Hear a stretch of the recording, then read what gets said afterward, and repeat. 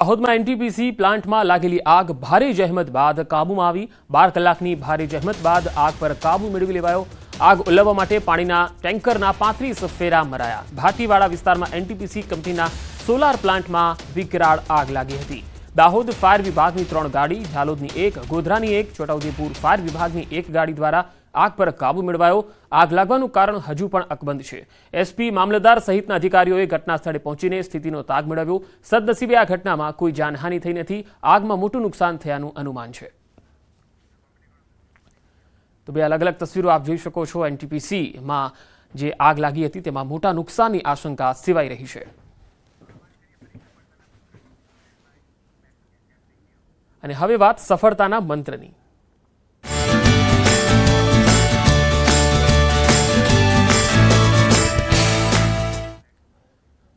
UPSC ટોપર્સમાં 3 વિદ્યાર્થી ગુજરાતના ઝળક્યા છે। યુપીએસસી સિવિલ સર્વિસ પરીક્ષાનું પરિણામ જાહેર થયું છે।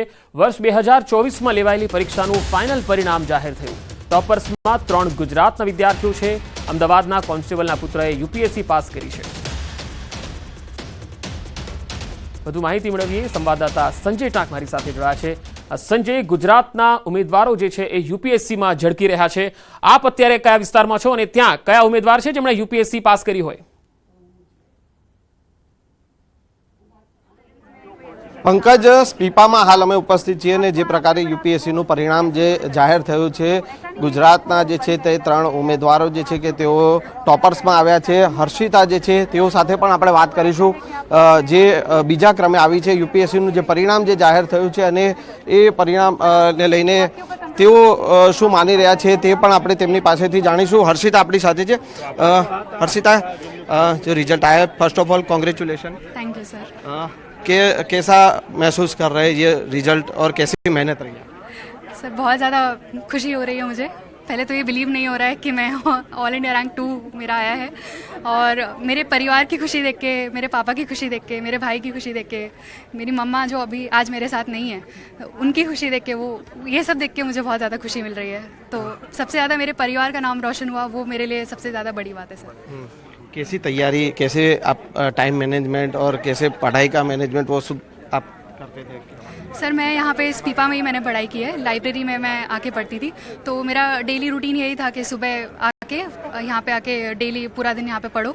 बीच में जब ब्रेक्स लेने होते हैं तब ब्रेक्स ले लिए। कभी ऐसा लगता है कि मन नहीं कर रहा है पढ़ने का, तो तब आपने कोई ऐसी एक्टिविटी कर ली जिससे आपको अच्छा लगे। या फ्रेंड्स हैं यहाँ पे, फ्रेंड्स का बहुत अच्छा सपोर्ट है, तो उस सब की वजह से एक टाइम मैनेजमेंट हो गया ओवरऑल।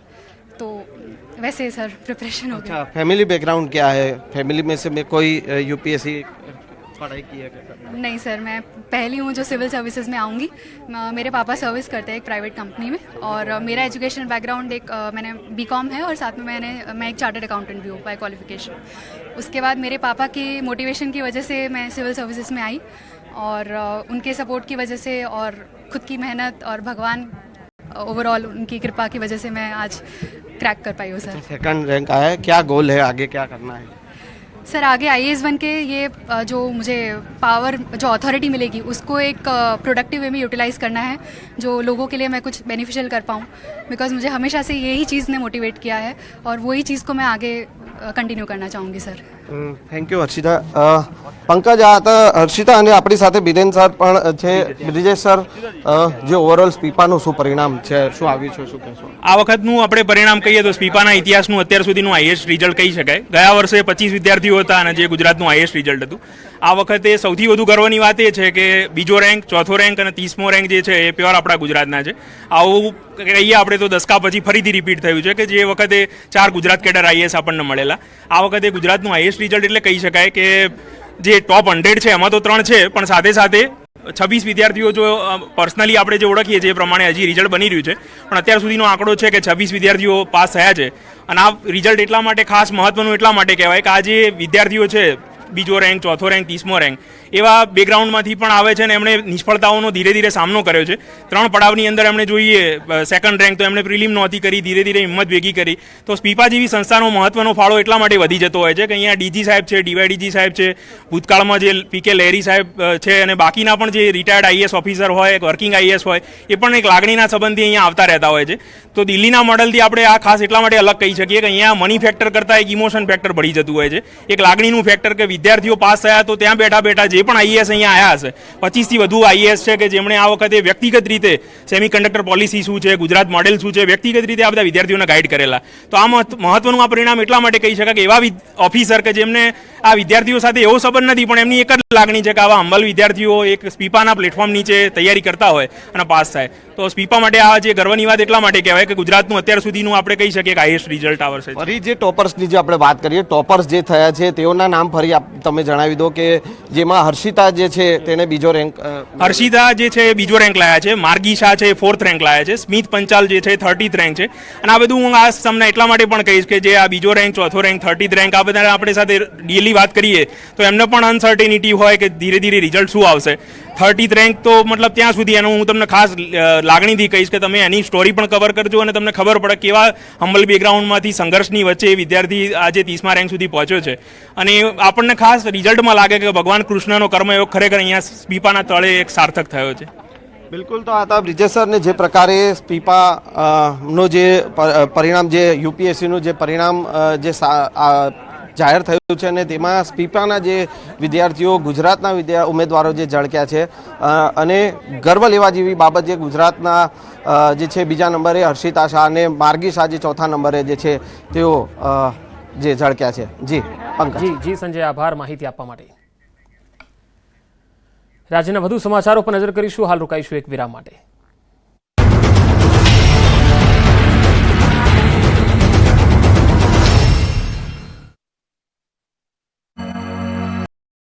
महीने का पहले 500 ग्राम का काम होता था. हाँ, कितने रुपए का? 50-60 हज़ार का होता था. पहले तो मिलता था 500-600 ग्राम जैसा. अभी 100 से 120 ग्राम ज़्यादा से नहीं हो रही है. આ વ્યથા છે રાજકોટની સોની બજારમાં કામ કરતા કારીગરોની. કેમ કે સોનાનો ભાવ આસમાને પહોંચી જતા હાલ સોની બજારમાં મંદીનો માહોલ છે. લાખ રૂપિયા તોલું સોનું લેવા હાલ કોઈ તૈયાર નથી. લગ્નની સિઝન પણ ન હોવાથી લગ્નસરાની ખરીદી નથી, એટલે ઘરેણાં બનતા નથી. છેલ્લા 3 માસથી સોની બજારમાં કાગડા ઉડી રહ્યા છે, જેની સીધી સોની બજારમાં કામ કરતા બંગાળી કારીગરો પર પડી છે અસર. છેલ્લા 3 માસથી ઘરેણાં બનાવતા કારીગરોની આવકમાં 50% જેટલો ઘટાડો થયો છે. જે કારીગરો 2-3 મહિના પહેલા મહિને 50 થી 60 હજાર રૂપિયા કમાતા હતા, દરરોજ 500-600 ગ્રામ જેટલું કામ મળતું હતું, તે જ કારીગરોને હવે દરરોજ માંડ 100 ગ્રામ જેટલું કામ મળે છે. આવક પણ ઘટીને 25 થી 30 હજાર થઈ ગઈ છે, જેથી ઘર ચલાવવાના પણ ફાંફા થઈ ગયા છે. સ્થિતિ એટલી ખરાબ છે કે પહેલા જે જગ્યાએ 6 જેટલા કારીગરો કામ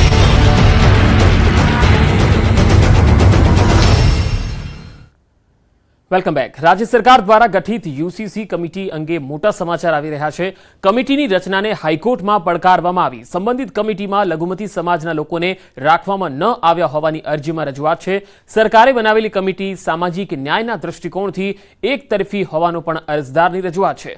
કમિટીમાં રાખવામાં આવેલા વ્યક્તિઓ પણ કાયદાકીય નિષ્ણાત ન હોવાનો અરજદારે અરજીમાં ઉલ્લેખ કર્યો છે. નવેસરથી કમિટીની રચના કરવા અરજીમાં દાદ માંગવામાં આવી. નવી કમિટીમાં તમામ સમુદાયના નિષ્ણાતોને સ્થાન આપવાની માંગ છે. આગામી દિવસોમાં વધુ સુનાવણી હાથ ધરાશે.